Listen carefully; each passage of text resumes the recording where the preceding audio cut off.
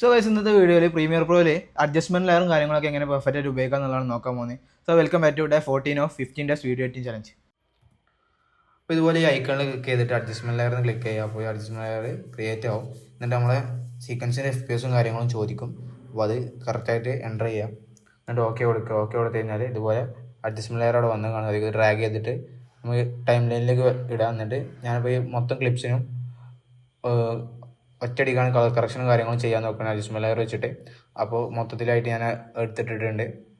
ഇനി അഡ്ജസ്റ്റ്മെന്റ് ലെയറിൽ ഞാൻ ലുമിട്രി കളറിൽ പോയിട്ട് ലെറ്റ് ഇൻസേർട്ട് ചെയ്യുകയാണ്. ഇപ്പോൾ ലെറ്റ് ഇൻസേർട്ട് ആയിട്ടുണ്ട്. അപ്പോൾ നമുക്ക് കളറും കാര്യങ്ങളൊക്കെ ചേഞ്ച് ചെയ്ത് കാണാൻ സാധിക്കും. ഒരു ലൈറ്റിംഗ് കണ്ടീഷനിൽ ഷൂട്ട് ചെയ്തതാണ്. അപ്പോൾ നമുക്ക് ഓളായിട്ട് മൊത്തത്തിൽ ഒരു കളർ കറക്ഷൻ ചെയ്ത് ഈ അഡ്ജസ്റ്റ്മെന്റ് ലെയറിൽ ചെയ്ത് കഴിഞ്ഞാൽ എല്ലാ ക്ലിപ്പിലേക്കും അത് എത്തിക്കോളും. അതിന് വേണ്ടിയിട്ടാണ് മെയിനായിട്ട് അഡ്ജസ്റ്റ്മെന്റ് ലെയറും കാര്യങ്ങളും ഉപയോഗിക്കുന്നുള്ളത്. ഇതിൽ നമുക്ക് കീ ഫ്രെയിമും കാര്യങ്ങളൊന്നും സെറ്റ് ചെയ്യാൻ പറ്റില്ല, കളറും കാര്യങ്ങളൊക്കെ അഡ്ജസ്റ്റ് ചെയ്യാൻ പറ്റും. ഇപ്പോൾ എക്സാമ്പിൾ പറയുകയാണെന്നുണ്ടെങ്കിൽ എനിക്കിപ്പോൾ ഈ മൊത്തമായിട്ടുള്ള ക്ലിപ്സിൻ്റെ വിഗ്നിറ്റ് ഒന്ന് കുറച്ച് വാല്യൂ കുറച്ചിടണം. ഞാൻ കുറച്ച് എൻ്റർ ചെയ്തിട്ടുണ്ട് വാല്യൂ. അപ്പോൾ ഇതുപോലെ നിങ്ങൾക്ക് ക്രിയേറ്റ് ചെയ്ത് കാണാൻ സാധിക്കും. മെയിനായിട്ടുള്ള ഉപകാരം എന്താ വെച്ച് കഴിഞ്ഞാൽ നിങ്ങൾക്കിത് വേണ്ടാന്ന് തോന്നുകയാണെങ്കിൽ അഡ്ജസ്റ്റ്മെന്റ് ലെയർ വേണ്ടാന്ന് തോന്നുകയാണെങ്കിൽ ഓഫാക്കുക അല്ലെങ്കിൽ ഡിലീറ്റ് ചെയ്യുക. നമ്മൾ ഒറിജിനൽ ഫുട്ടേജിന് യാതൊരുവിധ പ്രശ്നങ്ങളും പറ്റില്ല, അതങ്ങനെ ഒറിജിനലായിട്ട് അവിടെ തന്നെ ഉണ്ടാവും. അപ്പോൾ അതിനാണ് മെയിനായിട്ട് അഡ്ജസ്റ്റ്മെന്റ് ലെയറും കാര്യങ്ങളും ഉപയോഗിക്കുന്നത്. ഈ വീഡിയോസും കാര്യങ്ങളൊക്കെ ആരെങ്കിലും ഉപകാരപ്പെടുന്നുണ്ടെങ്കിൽ അവർക്ക് ഷെയർ ചെയ്ത് കൊടുക്കുക. നിങ്ങൾക്ക് തന്നെ ആവശ്യമുണ്ടെന്നുണ്ടെങ്കിൽ വീഡിയോ സേവ് ചെയ്ത് വെക്കുക.